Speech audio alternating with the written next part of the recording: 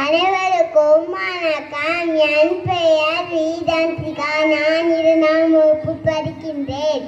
நான் பாரதியாரின் படைப்புகளை கூற வந்துள்ளேன்.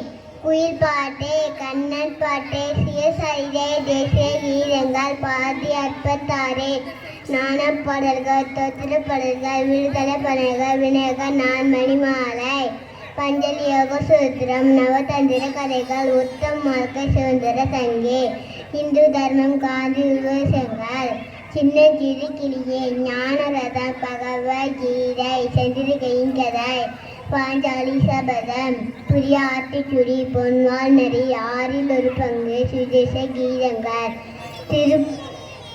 பாரத மாதா திருப்பலியை முற்றி. நன்றி, வணக்கம்.